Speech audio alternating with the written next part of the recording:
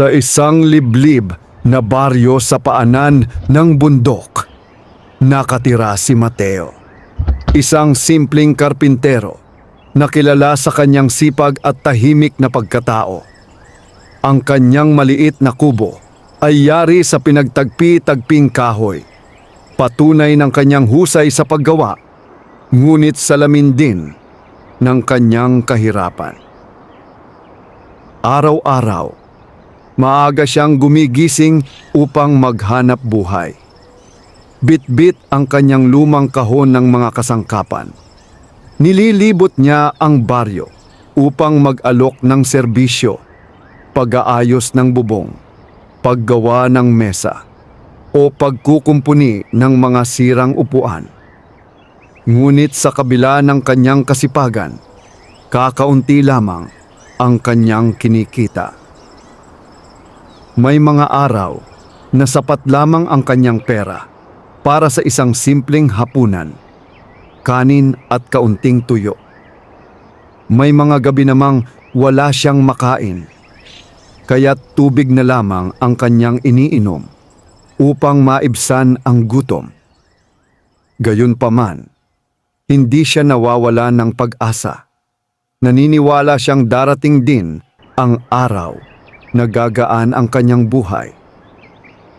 Sa baryo, kilala si Mateo bilang mabuting tao. Hindi siya marunong mandaya o manlamang. Kung may sobra siyang pagkain, ibinabahagi niya ito sa mga kapitbahay na higit pang nangangailangan. Dahil dito, mahal siya ng mga tao, ngunit hindi sapat ang kanilang pagmamahal upang mapawi ang kanyang kahirapan. Isang hapon, habang siya'y gumagawa ng isang sirang bangkito sa labas ng kanyang kubo, nilapitan siya ng isang matandang babae. Ang babae ay payat, kulubot ang balat, at tila pagod na pagod sa paglalakbay. Anak, Wika ng matanda, maaari mo ba akong matulungan? Wala akong matutuluyan ngayong gabi. Hindi nagdalawang isip si Mateo. Kahit maliit lamang ang kanyang tahanan, pinatuloy niya ang matanda. Ibinigay pa niya ang natitira niyang pagkain. Kahit alam niyang wala na siyang makakain kinabukasan. Pasensya na po kung ito lamang ang maiaalok ko, sabi ni Mateo. Ngumiti ang matanda. Higit pa ito sa sapat, tugon niya. Kinagabihan, habang natutulog si Mateo sa sahig at ang matanda naman sa kanyang kama, tahimik ang paligid. Ngunit may kakaibang pakiramdam sa hangin. Parang may nagmamasid. Madaling araw nang magising si Mateo. Wala na ang matandang babae. Sa halip, may isang kakaibang bagay na nakapatong sa kanyang mesa. Isang martilyo na kumikislap sa liwanag ng sumisikat na araw. Ang martilyo ay hindi pangkaraniwan. Ang ulo nito ay tila yari sa purong ginto at ang hawakan ay makinis na parang hindi kailanman naluma. Sa tabi nito ay may isang maliit na sulat. Para sa iyong kabutihan, ito ang gantimpala. Gamitin mo ng tama. Napakunot ang noo ni Mateo. Hindi niya alam kung saan nanggaling ang martilyo, ngunit ramdam niya na may kakaibang kapangyarihan ito. Hindi nagtagal, sinubukan niya itong gamitin sa isang piraso ng kahoy. Sa bawat hampas ng martilyo, tila nagiging mas matibay at mas maayos ang kanyang ginagawa. Lampas sa kanyang karaniwang kakayahan. Ang simpleng kahoy ay nagiging perpektong likha na para bang ginawa ng isang bihasang maestro. Nang araw ding iyon, may isang mayamang mangangalakal na napadaan sa baryo. Nakita niya ang gawa ni Mateo at agad siyang namangha. "Magkano ang iyong singil?" tanong ng mangangalakal. Hindi makapaniwala si Mateo sa halagang inalok sa kanya. Doble ng kanyang karaniwang kinikita sa loob ng 1 linggo. Mula noon, nagsimulang magbago ang buhay ni Mateo. Dumami ang kanyang kliyente at unti-unti siyang nakapag-ipon. Ang kanyang maliit na kubo ay napalitan ng mas matibay na bahay at hindi na niya kailangang mag-alala sa pagkain araw-araw. Ngunit sa kabila ng kanyang tagumpay, may isang tanong na bumabagabag sa kanyang isipan. Sino ang nagbigay sa kanya ng mahiwagang martilyo? At higit sa lahat, ano ang kapalit nito? Isang gabi, habang siya'y pauwi mula sa trabaho, napadaan siya sa gilid ng kagubatan. Biglang umihip ang malamig na hangin at narinig niya ang isang kakaibang tunog. Parang yabag ng kabayo, ngunit may halong kakaibang ritmo. Mula sa dilim, unti-unting lumitaw ang isang nilalang. Mataas, may katawan ng tao ngunit may ulo ng kabayo. Ang mga mata nito ay kumikislap sa dilim. Napaatras si Mateo. "Hindi mo ba ako nakikilala?" Wika ng nilalang sa malalim na tinig. Doon niya naunawaan ang lahat. Ang matandang babaeng kanyang pinatuloy ay hindi pangkaraniwan. At ang martilyong hawak niya ngayon ay hindi simpleng kasangkapan. Ito ay regalo mula sa isang tikbalang. Hindi makagalaw si Mateo habang nakatitig sa nilalang na nakatayo sa kanyang harapan. Ang malamig na hangin ng gabi ay tila yumakap sa kanyang katawan, ngunit higit na nakapanginig ang presensya ng nilalang na iyon. Isang tikbalang na hindi maikakaila ang kakaibang kapangyarihan. "Hindi mo ba ako nakikilala?" Muling tanong ng tikbalang. Ang tinig ay tila nang gagaling sa kailaliman ng kagubatan. Napayuko si Mateo. Pilit inaalala ang nangyari noong nakaraang gabi. Ang matandang babaeng kanyang pinatuloy, ang kakaibang pagkawala nito, at ang mahiwagang martilyong naiwan. "Kayo po ba ang matandang aking tinulungan?" Maingat niyang tanong. Bahagyang ngumiti ang tikbalang, bagamat ang nangiting iyon ay hindi nakapapawi ng kaba. "Hindi ako ang matanda," sagot nito. "Ngunit ako ang nag-utos sa kanya. Sinubok ka namin." Nanlaki ang mga mata ni Mateo. "Sinubok? Marami ang dumadaan sa mundong ito na naghahangad ng yaman," patuloy ng tikbalang. "Ngunit kakaunti ang nagbibigay kahit wala na silang maibigay.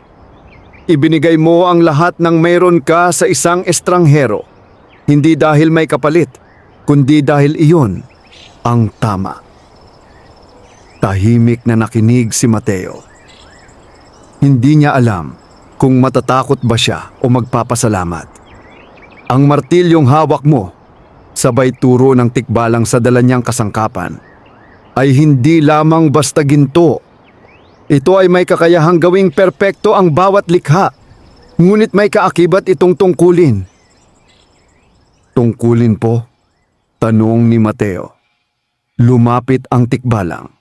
At sa bawat hakbang nito ay tila kumakaluskos ang mga tuyong dahon kahit walang hangin. "Ang kapangyarihan ay hindi ibinibigay ng walang kapalit," mariing sabi nito. "Sa bawat biyaya, may kaakibat na pagsubok." Napalunok si Mateo. Ano po ang dapat kong gawin? Tumigil ang tikbalang sa harap niya. Ang mga mata nito ay tila sumisilip sa kanyang kaluluwa. "Habang ginagamit mo ang martilyo, dapat mong panatilihin ang iyong kabutihan. Huwag mong hayaang lamunin ka ng kasakiman. Huwag mong gagamitin ang martilyo upang manlamang o manakit ng iba." Saglit itong tumahimik bago nagpatuloy. "Ngunit tandaan mo, sa sandaling gamitin mo ang kapangyarihan nito para sa kasamaan, ang biyayang tinanggap mo ay magiging sumpa." Napahigpit ang hawak ni Mateo sa martilyo. Ramdam niya ang bigat ng mga salitang iyon. Ano ang mangyayari kung magkamali ako? Mahinang tanong niya. Unti-unting naglaho ang ngiti ng tikbalang. Hindi mo na nanaising malaman pa. Malamig nitong sagot. Isang malakas na ihip ng hangin ang dumaan. At sa isang iglap, tila naglaho ang tikbalang sa dilim ng kagubatan. Naiwan si Mateo, nag-iisa, at may mabigat na damdamin sa dibdib. Habang pauwi siya, hindi maalis sa kanyang isip ang babala ng tikbalang. Ang martilyo ay hindi lamang regalo, ito ay isang pagsubok. Kinabukasan, dumagsa ang mas maraming kliyente kay Mateo. Ang kanyang pangalan ay kumalat sa mga karatig baryo. Ang kanyang mga gawa ay hinangaan hindi lamang dahil sa tibay, kundi dahil sa kakaibang ganda at husay. Ngunit kasabay ng kanyang pag-unlad ay ang pag-usbong ng tukso. Isang mayamang negosyante ang lumapit sa kanya at nag-alok ng malaking halaga kapalit ng paggawa ng mga kasangkapang hindi patas ang layunin, mga lihim na lagusan sa bahay, upang makapagnakaw ng kayamanan mula sa iba. Isang beses lang naman, bulong ng negosyante. Walang makakaalam. Napatingin si Mateo sa kanyang martilyo. Sa isang iglap, naalala niya ang mga salita ng tikbalang. Huwag mong gagamitin ang kapangyarihan nito para sa kasamaan. Ngunit ang halagang inaalok sa kanya ay sapat upang tuluyang mabago ang kanyang buhay. Higit pa sa anumang kinita niya noon. Nang sandaling iyon, nagsimula ang tunay na laban sa puso ni Mateo. Pipiliin ba niya ang tama o ang madali? At sa kanyang pagpili, magsisimula ang pagbabagong hindi na niya maaaring balikan. Matagal na nakatitig si Mateo sa supot ng salaping iniwan ng mayamang negosyante sa kanyang mesa. Hindi pa man niya tinatanggap ang alok, tila sinusubok na siya ng halaga nito. Mabigat, tahimik at mapang-akit. Sa labas ng kanyang bagong tayong bahay, maririnig ang ingay ng mga batang naglalaro at ang banayad na ihip ng hangin mula sa kabundukan. Dati, sapat na sa kanya ang ganitong payapang tanawin. Ngunit ngayon may bumubulong sa kanyang isipan. Isang tinig na nagtatanong kung hanggang kailan siya mananatiling sapat lamang. Isang beses lang naman, bulong ng kanyang sarili. Hindi naman para manakit, para lang umasenso. Ngunit kasabay nito ay ang malamig na alaala ng tikbalang. Ang mga matang tila nakakakita hanggang sa kanyang budhi. Upang ilayo ang isip, kinuha ni Mateo ang martilyo at nagsimulang gumawa ng isang mesa. Sa bawat hampas, lumilitaw ang perpektong hulma, makinis, pantay, at halos walang kapintasan. Ngunit kahit gaano kaganda ang kanyang ginagawa, hindi mapawi ang kaguluhan sa kanyang puso. Kinagabihan, dumating muli ang negosyante. Napag-isipan mo na ba? Tanong nito. May ngiting puno ng katiyakan. Tahimik si Mateo. Hindi siya agad sumagot. Mateo, dagdag ng negosyante. Ang talento mo ay bihira. Ngunit sayang kung hanggang dito ka lang.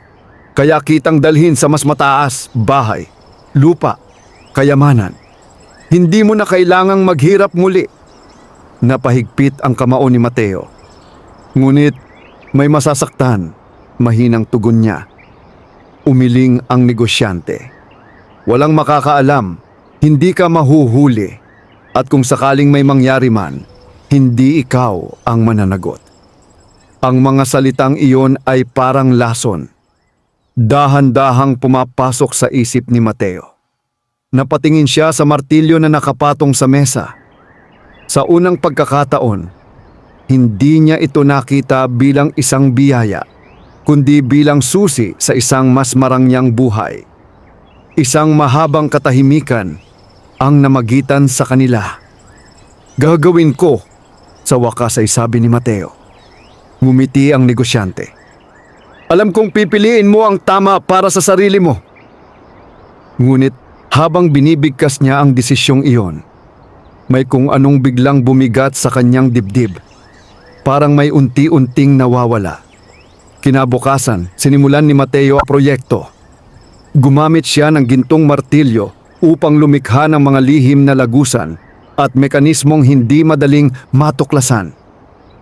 Tulad ng inaasahan, naging perpekto ang kanyang gawa, walang bahid ng pagkakamali. Ngunit sa bawat hampas ng martilyo, may kakaibang pakiramdam siyang nararamdaman. Ang dating maliwanag na kinang ng martilyo ay tila kumukupas. Ang tunog nito ay hindi na kasing linis tulad ng dati. May bahagyang lagapak na parang may kasamang bigat na hindi niya maipaliwanag. At sa bawat gabi, hindi siya mapakali. Nagsimula siyang makaranas ng mga panaginip, madilim, magulo at puno ng mga aninong hindi niya maaninag. Sa gitna ng mga panaginip na iyon, naririnig niya ang isang tinig. Pinili mo ang landas na hindi sa iyo. Nagising siya isang gabi, pawis na pawis, at hingal na hingal. Agad niyang hinanap ang martilyo. Naroon pa rin ito, ngunit may pagbabago. Ang dating makinis na hawakan ay tila may magaspang na bahagi. Ang gintong ulo nito ay hindi na kasing kintab. May bahid ng maitim na tila dahan-dahang kumakalat. Napaatras si Mateo. Hindi ito maaari. Biglang umihip ang malamig na hangin kahit sarado ang kanyang bahay. Ang ilaw ng lampara ay kumurap. At mula sa isang sulok ng silid, may unti-unting nabubuong anino. Isang pamilyar na presensya. Binalaan kita! Ang malalim na tinig ay muling umalingaw-ngaw. Napalingon si Mateo, nanginginig. Mula sa dilim, muling lumitaw ang tikbalang. Ngunit ngayon mas mabigat ang aura nito, mas malamig at mas nakakatakot.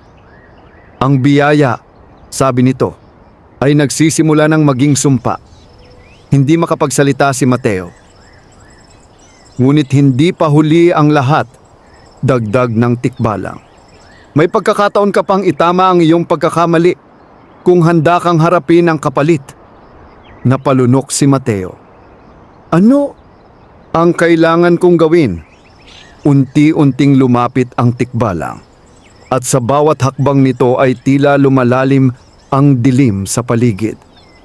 Ibalik mo ang iyong ginawa, sagot nito, at tanggapin mo ang anumang mawawala sa iyo. Napatingin si Mateo sa kanyang mga kamay. Sa martilyong dati simbolo ng pag-asa, ngunit ngayon nagiging paalala ng kanyang pagkakamali. Sa sandaling iyon, naunawaan niya ang bigat ng kanyang pinili at sa kanyang susunod na hakbang, nakasalalay ang kanyang kapalaran. Magdamag na hindi nakatulog si Mateo. Nakaupo lamang siya sa gilid ng kanyang higaan. Hawak ang gintong martilyo na ngayon ay tila may sariling bigat. Hindi na lamang pisikal, kundi emosyonal. Ang mga salitang binitiwan ng tikbalang ay paulit-ulit na umuukil-kil sa kanyang isipan. Ibalik mo ang iyong ginawa at tanggapin mo ang anumang mawawala sa iyo. Sa unang pagkakataon, mula nang magbago ang kanyang buhay, naramdaman ni Mateo ang tunay na takot. Hindi sa kahirapan, kundi sa sarili niyang pagkakamali. Pagsikat ng araw, agad siyang nagpasya. Hindi niya hahayaang tuluyang lamunin siya ng kasakiman. Tinungo niya ang bahay ng negosyante. Ang malaking tahanang siya mismo ang tumulong buuin.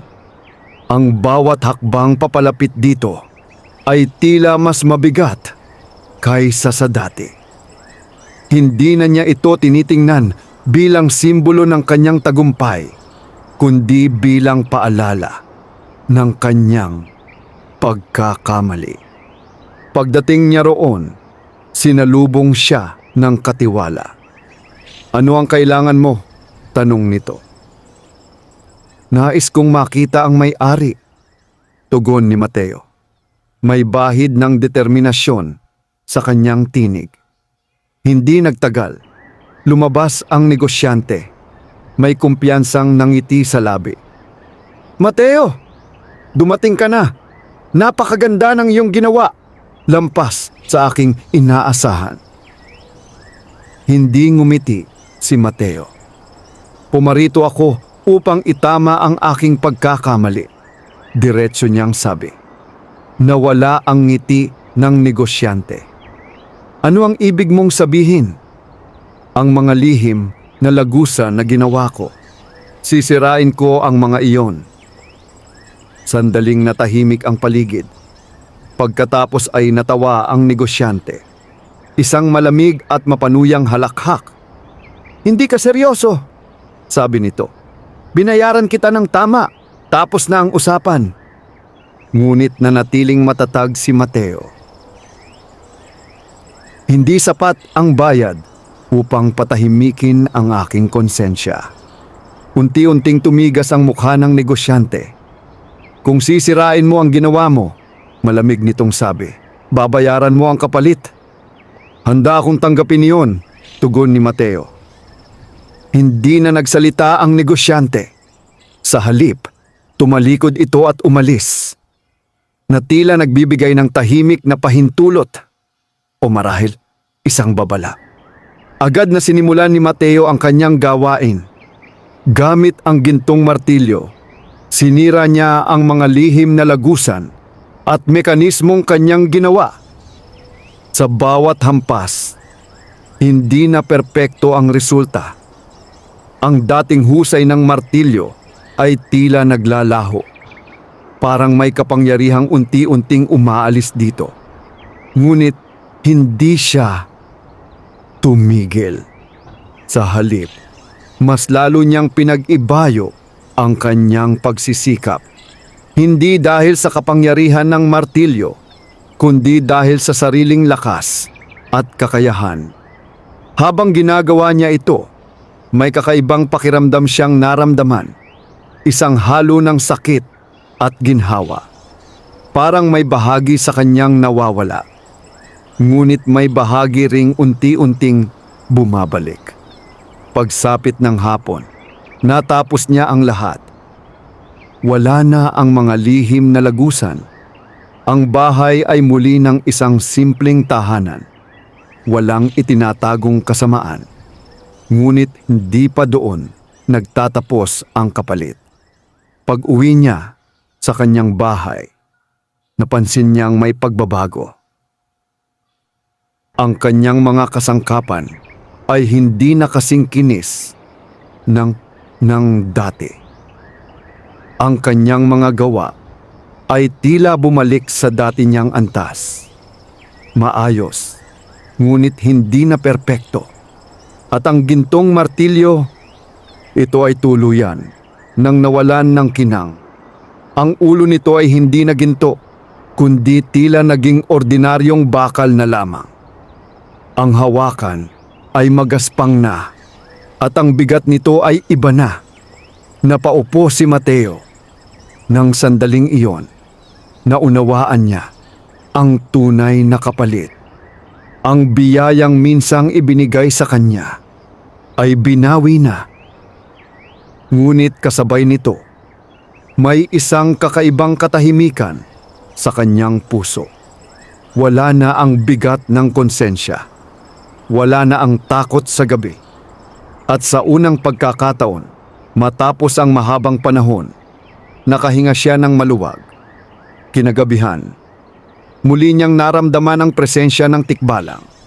Ngunit ngayon, hindi na ito kasing bigat ng dati. Mula sa dilim, lumitaw ang nilalang. Tinalikuran mo ang maling landas, sabi nito. Tahimik na tumango si Mateo. Ngunit kapalit nito, nawala ang lahat, sagot niya. Saglit na tumahimik ang tikbalang bago nagsalita. Sigurado ka ba? Napakunot ang noo ni Mateo. Doon niya napagtanto, hindi lahat ay nawala. Nariyan pa rin ang kanyang kakayahan. Nariyan pa rin ang kanyang sipag. At higit sa lahat, nariyan pa rin ang kanyang pagkatao. Unti-unting nawala ang tikbalang sa dilim. Ang tunay na yaman, huling sabi nito, ay hindi kailanman ibinibigay. Ito ay pinaghihirapan. Naiwan si Mateo. Hawak ang martilyong tila ordinaryo na lamang. Ngunit sa kanyang puso, alam niyang nagsisimula pa lamang ang kanyang bagong paglalakbay. Isang paglalakbay na hindi na nakasalalay sa mahika, kundi sa kanyang sariling lakas. Muling nagbalik sa payak na pamumuhay si Mateo. Ngunit hindi na siya ang dating lalaking pinanghihinaan ng loob sa gitna ng kahirapan. Sa halip, may kakaiba na siyang lakas. Isang tahimik na paninindigan na hindi matitinag ng tukso o pangamba. Sa mga sumunod na araw, bumalik siya sa kanyang dating gawain bilang karpintero. Bit-bit pa rin niya ang martilyo, bagamat wala na itong anumang bakas ng pagiging mahiwaga. Isa na lamang itong karaniwang kasangkapan, gasgas, mabigat at payak. Ngunit sa bawat hampas niya nito, may pagbabagong nagaganap. Ang kanyang mga gawa ay hindi na perpekto tulad ng dati. Ngunit may kakaibang karakter ang bawat piraso. May bakas ng kanyang pawis, tiyaga at pagkatao. Unti-unti, napansin ito ng mga tao sa baryo. Hindi na kasing kinis ng dati, sabi ng isang costumer. Pero mas matibay at parang may buhay.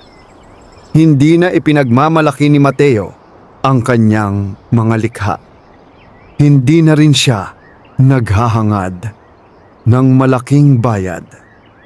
Sa halip, tinatanggap niya ang bawat trabaho bilang isang pagkakataon upang muling buuin ang kanyang sarili.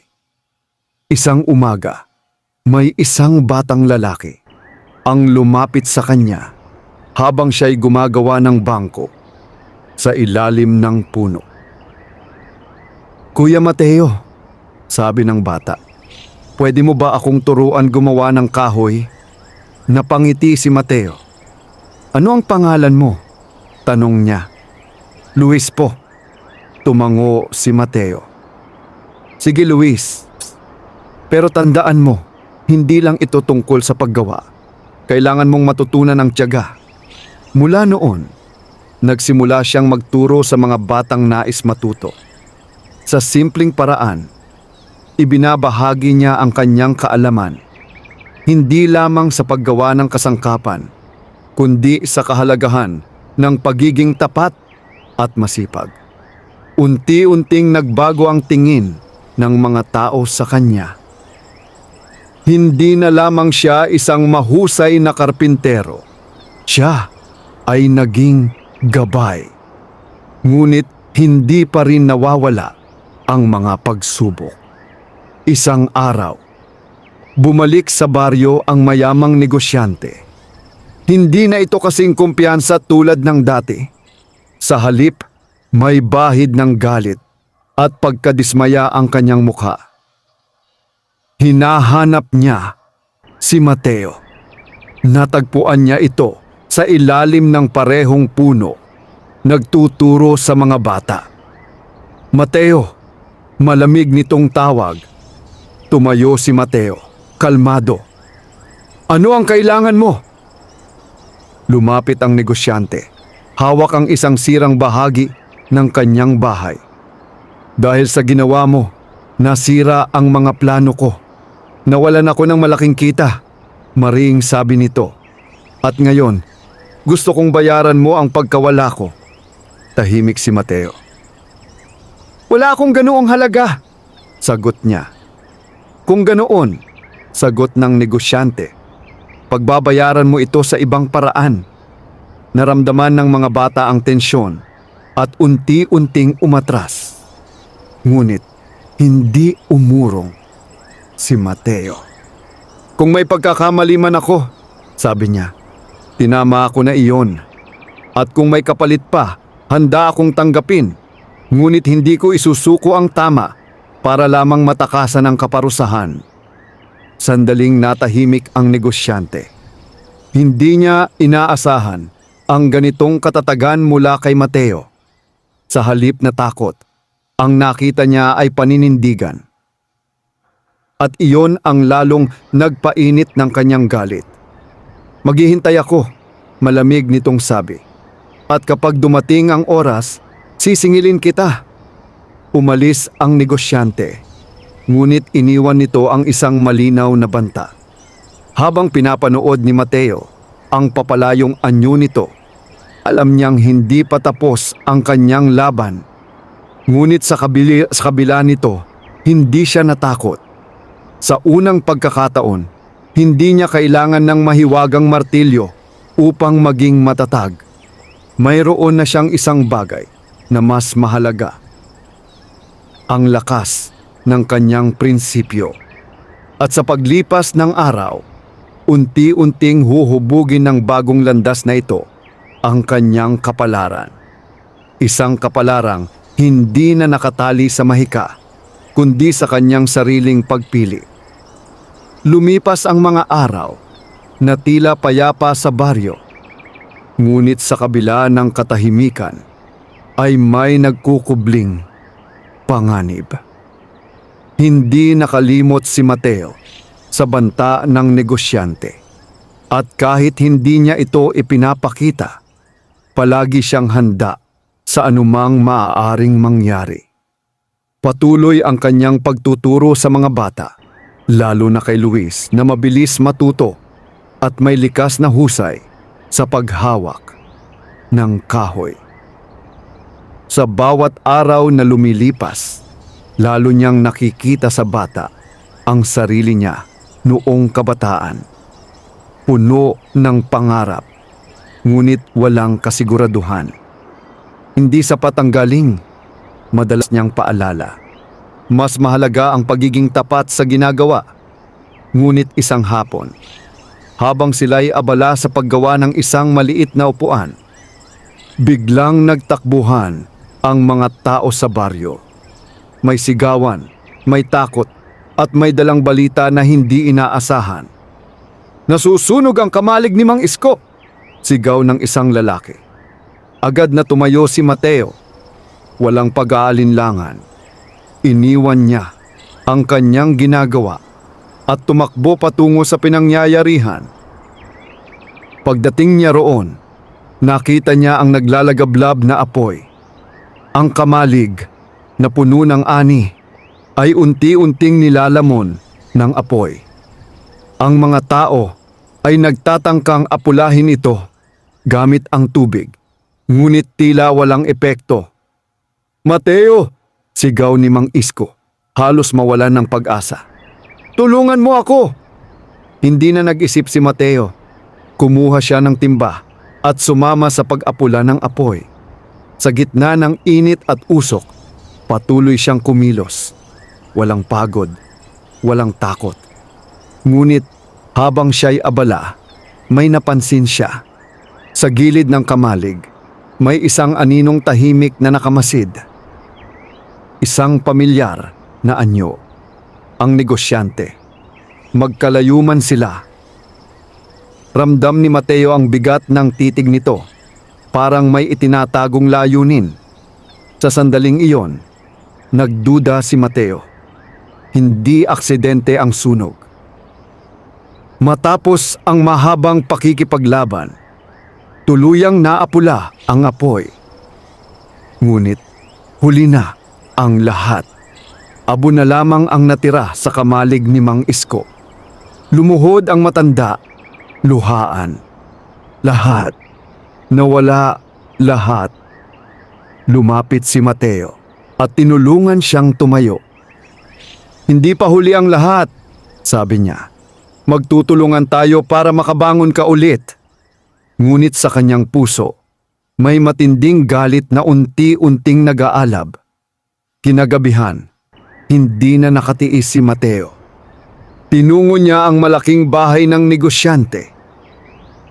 Pagdating niya roon, nakita niya itong nakaupo sa balkonahe. Tila hinihintay ang kanyang pagdating. Alam kong pupunta ka, sabi ng negosyante.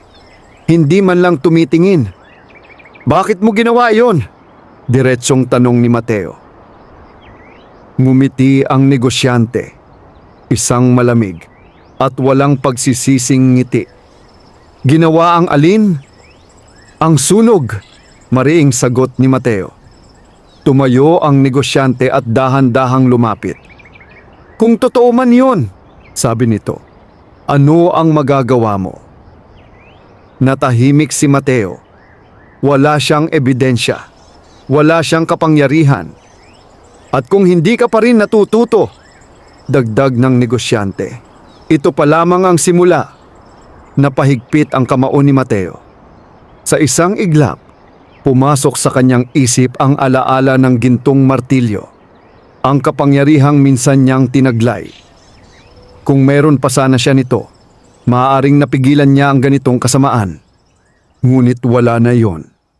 At marahil iyon ang dahilan kung bakit nangibabaw ang galit. Hindi kita hahayaang manakit ng iba, madiin niyang sabi. Tumingin sa kanya ang negosyante, tila naaaliw. Talaga? Tanong nito.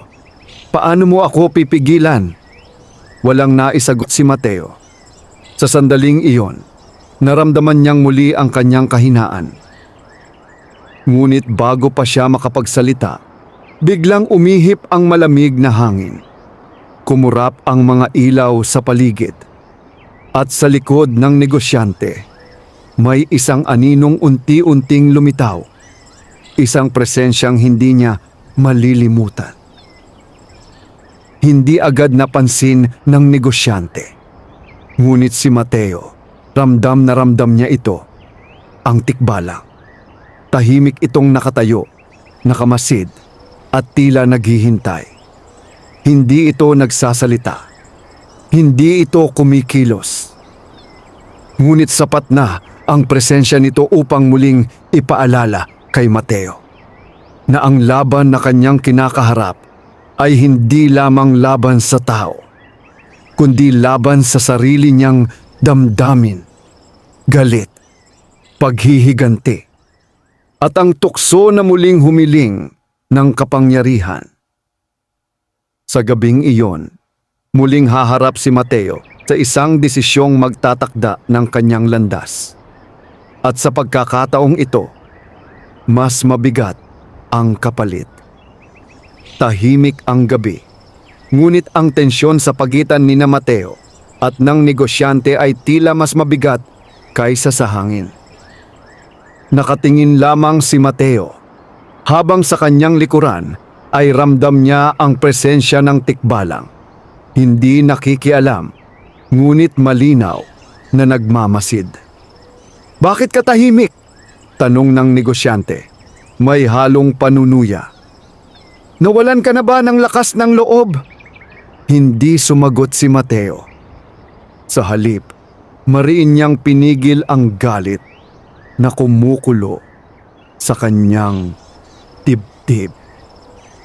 Alam niyang isang maling hakbang lamang ay maaari siyang muling maligaw sa landas na kanyang pinagsisihan.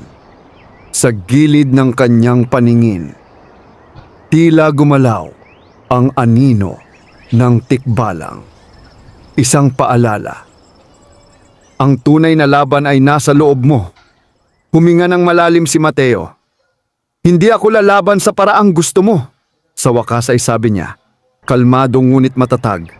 Hindi ko kailangang gumanti para mapatunayan ang tama. Bahagyang natawa ang negosyante. Mahina ka, sagot nito. Sa mundong ito, ang mabait ang unang naaapi. Kung ganoon, tugon ni Mateo, pipiliin kong maging mabait pa rin. Sandaling natahimik ang negosyante. Tila hindi inaasahan ang sagot na iyon. Ngunit hindi pa rin nawala ang malamig nitong titig. Magbabayad ka pa rin, mariin nitong sabi. Kung iyon ang kapalit ng paninindigan ko, sagot ni Mateo, tatanggapin ko. Sa mga salitang iyon, may kakaibang pagbabago sa paligid. Ang malamig na hangin ay unti-unting naging banayad. Ang ilaw na kanina'y kumukurap ay naging steady. At mula sa dilim, gumalaw ang tikbalang. Hindi ito agad nakita ng negosyante, ngunit naramdaman niya ang biglaang pagbabago sa paligid. Napalingon siya at doon niya nasilayan ang nilalang. Napaatras siya, nanlaki ang mga mata. Ano yan? Nanginginig niyang tanong. Hindi sumagot ang tikbalang. Sa halip, tumingin ito kay Mateo. Isang tahimik na pagkilala. Pagkatapos, ibinaling nito ang tingin sa negosyante. Sa isang iglap, tila bumigat ang hangin. Ang kumpiyansa ng negosyante ay napalitan ng takot. Isang takot na hindi niya maipaliwanag. Hindi lahat ng kapangyarihan ay nakikita, malamig na sabi ng tikbalang. At hindi lahat ng kahinaan ay totoo. Napaatras pa ang negosyante. Ako'y tao lamang, bulong nito. At siya rin, tugon ng tikbalang. Tumutukoy kay Mateo. Ngunit pinili niyang maging higit pa. Hindi na nakapagsalita ang negosyante. Sa unang pagkakataon, siya ang nawalan ng lakas. Umalis ka, utos ng tikbalang. Hindi na nagdalawang isip ang negosyante. Tumalikod ito at dali-daling umalis, na tila hinahabol ng sariling takot. Nang tuluyan na itong mawala sa paningin, muling bumalik ang katahimikan. Napatingin si Mateo sa tikbalang. Bakit ninyo ako tinulungan? Tanong niya. Hindi agad sumagot ang nilalang. Hindi kita tinulungan, sagot nito sa huli. Ikaw ang tumulong sa iyong sarili. Napaisip si Mateo. Ang kapangyarihan na minsan mong hinangad, dagdag ng tikbalang, ay hindi kailanman nawala. Nagbago lamang ang anyo nito. Unti-unting naunawaan ni Mateo ang ibig sabihin. Ang lakas na kanyang hinahanap ay wala sa martilyo. Ito ay nasa kanyang mga desisyon, sa kanyang paninindigan, sa kanyang kakayahang piliin ang tama kahit mahirap. Handa ka na, sabi ng tikbalang. Para saan? Tanong ni Mateo. Ngunit hindi na sumagot ang nilalang. Sa isang iglap, ito'y naglaho sa dilim. Naiwan si Mateo.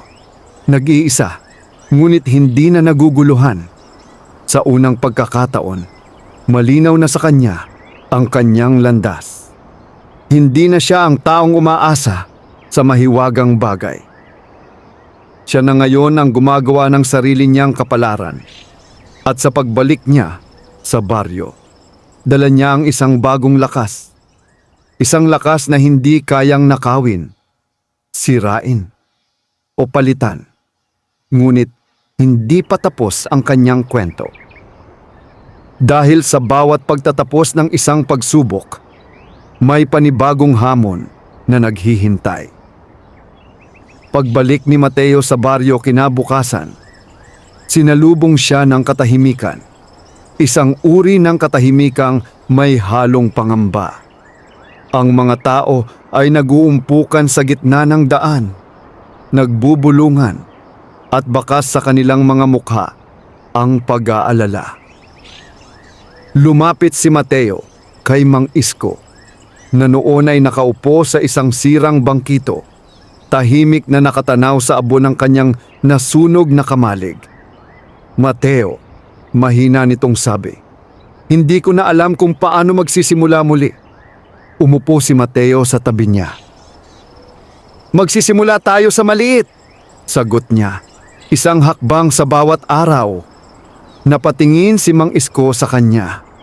"Paano? Wala na akong natira." Hindi agad sumagot si Mateo. Sa halip, tumayo siya at hinarap ang mga tao sa baryo. "Mga kasama," malakas niyang wika.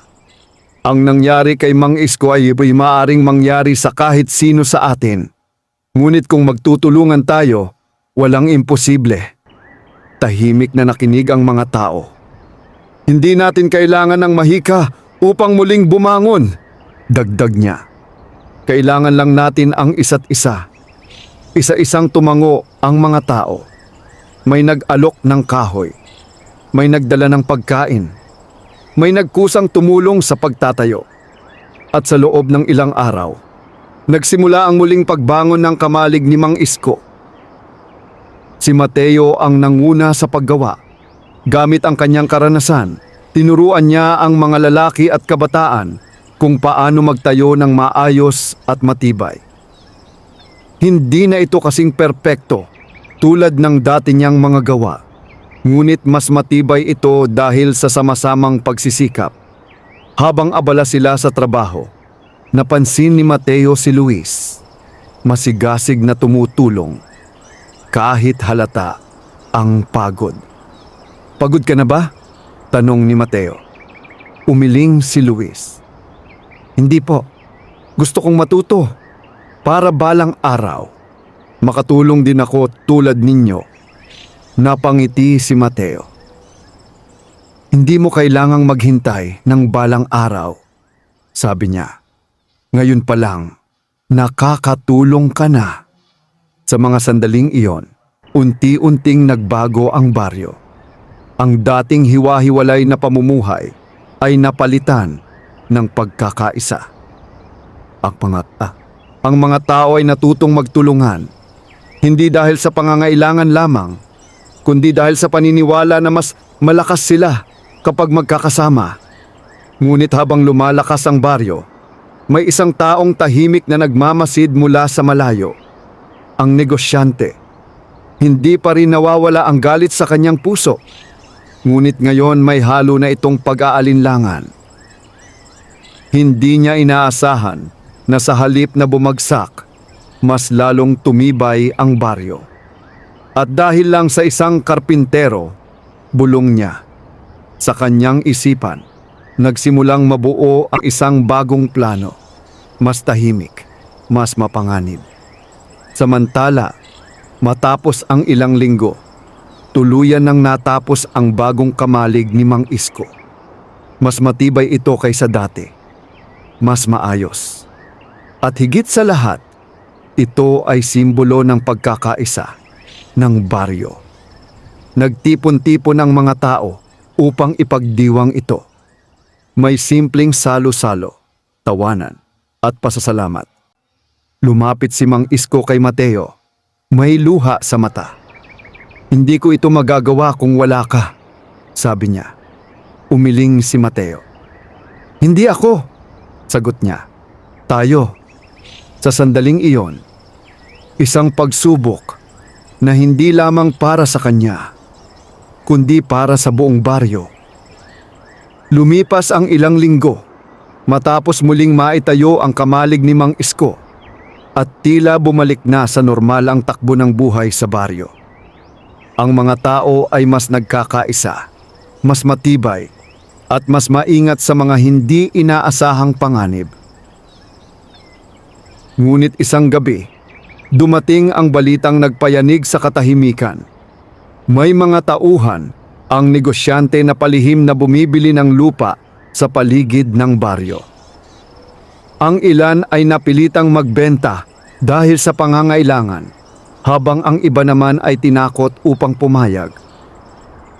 Unti-unting napalilibutan ang baryo. Nang marinig ito ni Mateo, agad niyang tinipon ang mga tao. Hindi ito simpleng pagbili ng lupa, sabi niya. May balak siyang angkinin ang buong baryo. Nagkatinginan ang mga tao. Ang iba'y natakot, ang iba'y nagalit. Paano natin siya mapipigilan? Tanong ng isa. Tahimik si Mateo sandali. Hindi na ito tulad ng dati na maaari niyang resolbahin sa pamamagitan ng kanyang sariling lakas o kakayahan. Hindi na rin ito laban na maaaring iwasan. Ito ay laban para sa kanilang tahanan. Hindi tayo lalaban sa dahas. Sa wakas ay sabi niya. Ngunit hindi rin tayo uurong. Kinabukasan, dumating ang negosyante kasama ang kanyang mga tauhan. May dala silang mga dokumento at malinaw ang kanilang layunin. Ang lupaing ito ay nasa aking pangalan na, mariing sabi ng negosyante. Kung nais ninyong manatili, kailangan ninyong magbayad o umalis. Nag-ingay ang mga tao, puno ng pagtutol. Lumapit si Mateo. Hindi lahat ng lupa dito ay sa iyo, kalmado niyang sabi. At kahit anong papel ang ipakita mo, hindi mo mabibili ang aming pagkakaisa. Napangisi ang negosyante. Pagkakaisa? Tanong nito. Subukan nating tingnan kung hanggang kailan iyan tatagal. Itaas nito ang kamay bilang hudyat sa kanyang mga tauhan. Ngunit bago pa sila makakilos, may malakas na hangin ang biglang umihip. Kumurap ang langit at tila dumilim kahit araw pa. Ang mga puno sa gilid ng baryo ay nagsimulang gumalaw. Parang may kakaibang presensyang dumating. Unti-unting lumitaw mula sa kagubatan ang isang anyong matangkad at hindi pangkaraniwan. Ang tikbalang. Napaatras ang mga tauhan ng negosyante. Ang ilan ay natigilan. Ang iba'y napasigaw sa takot.